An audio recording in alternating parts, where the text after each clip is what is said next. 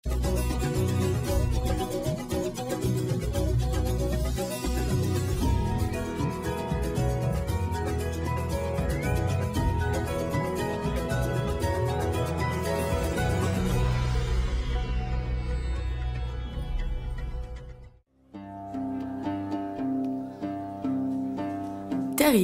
أو تاريلت واحدة من الواحات الصحراوية الجميلة، وليدة التقسيم الإداري لسنة 1995. تقع في الجنوب الغربي للجزائر.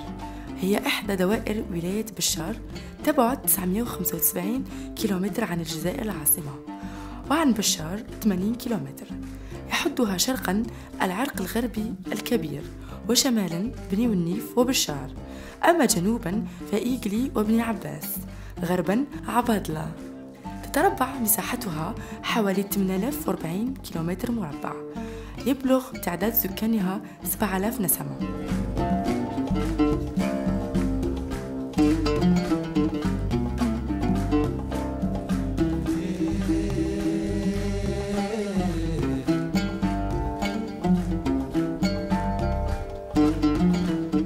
هي معلم سياحي متكامل، يعني كل عناصر الجذب السياحية متوفرة فيها الواحات، فيها الرسومات الصخرية، فيها الرمال الكثبان الرملية، فيها بساطة الأهل المواطنين، فيها القصور العتيقة، وبالتالي موقع سياحي جذاب هادئ يشجع على الراحة. وبالتالي هذه المواصفات كلها تاريخ تشكل حقيقة لؤلؤة كما قلتي، لؤلؤة سياحية متميزة شكلت وتشكل الآن، والأكيد أنها في المستقبل كذلك تشكل يعني معلم سياحي هام بالنسبة له.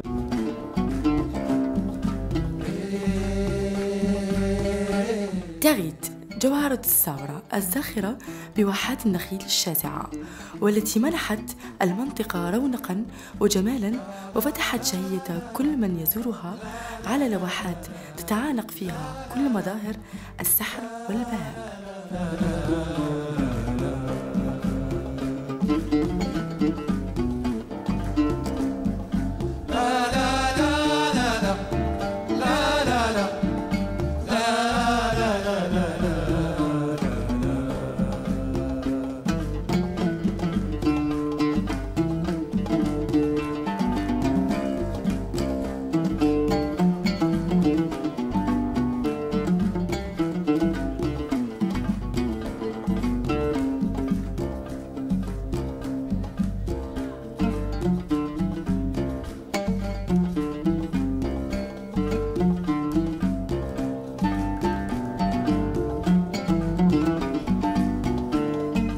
تاريت مكان متميز جغرافي، حيث تحتوي على 6 تجمعات سكانية تسمى بالقصور، وهي الزاوية الفوقانية، تاريت المقر الإداري، بريكا، بربي، بختي، والزاوية التحتانية، حيث يعود بناؤها إلى ما يزيد عن 6 قرون.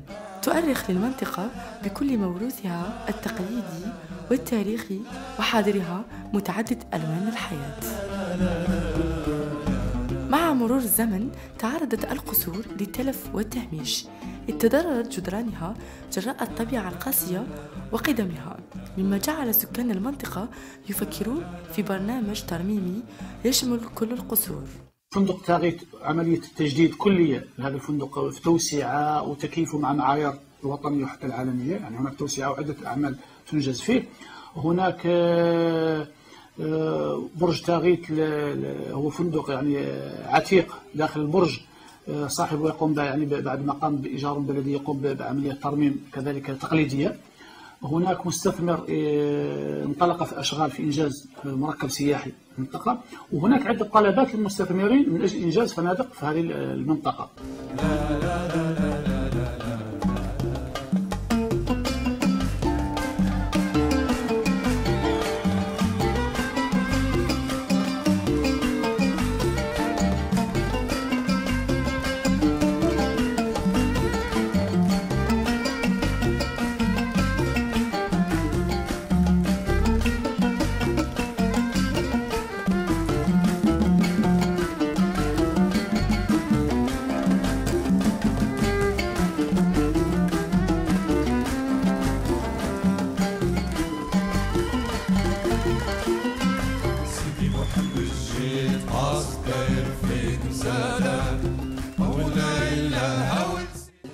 الاول نجيبوا الطين من الواد تاع الواد اللي جاي في اللي فايت من على واد زوج خانه، نجيبوا الطين تاعه ونجيبوا كميه من الرمل تما نخلطوه، نجيبو ثاني كنجيبو معاه الغبار ولا نجيبو معاه التبن، نخلطوها هذه تقعد حوالي واحد الشهر وهي تخمر، ونخلطوها كي تقعد حوالي شهر نخلطوها هذيك الطين.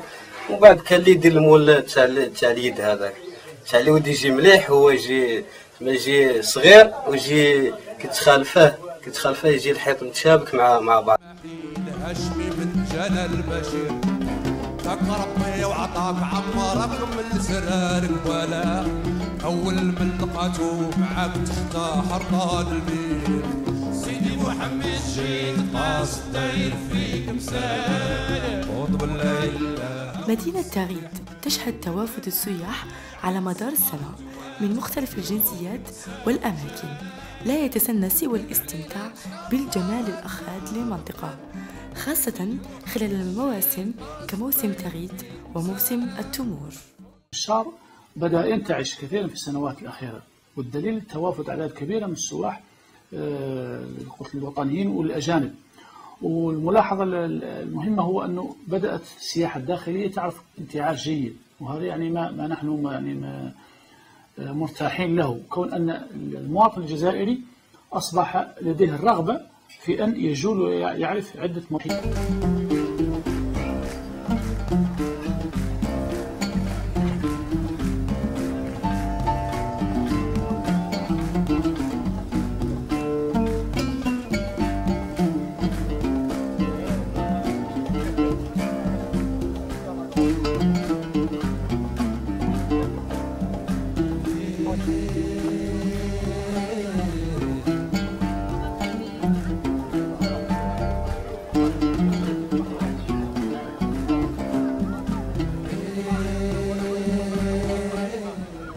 Il y a une bonne ambiance ici à Tarit, à Béchar.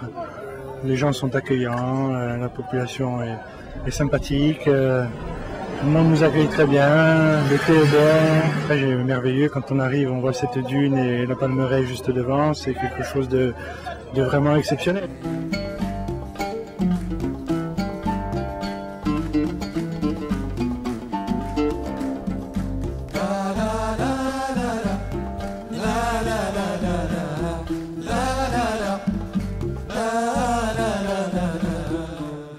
ورغم المنظر الأخاذ الذي ترسمه المنطقة، إلا أنها تشهد افتقار لبعض المرافق السياحية التي تحول دون راحة زائرها.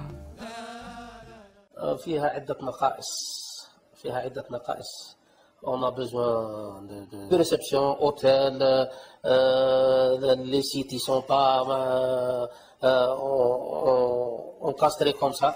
On veut معناها السائح كي نجيبوه رانا قد تقليديه، معناها ما تديه عند ندوه عند البارتيكولي في منازل لي زوبرج. معناها عندنا كان فندق واحد على مستوى مدينه تغيت راه مغلوق في الوقت الحالي.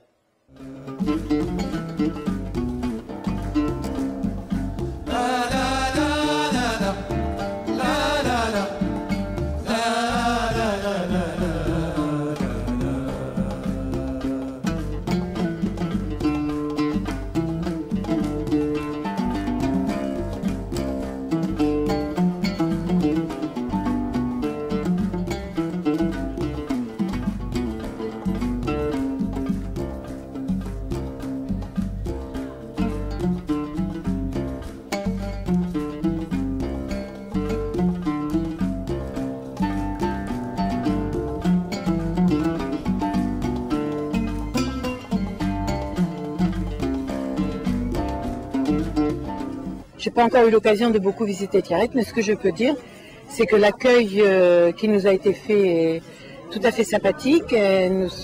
Nous logeons chez l'habitant et c'est vraiment très bien. Ils nous accueillent très très bien. Voilà.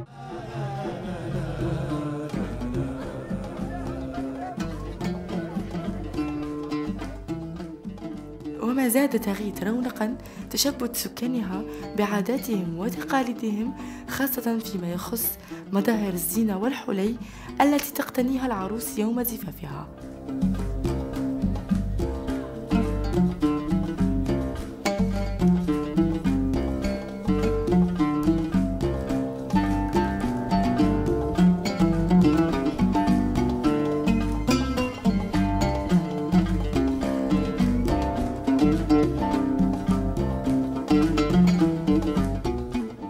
كما تتفنن التاغيتيات في تحضير خبز الشحمة التي تعد من أهم الأطباق في تاغيت، كما أن للشاي أيضا نكهته الخاصة.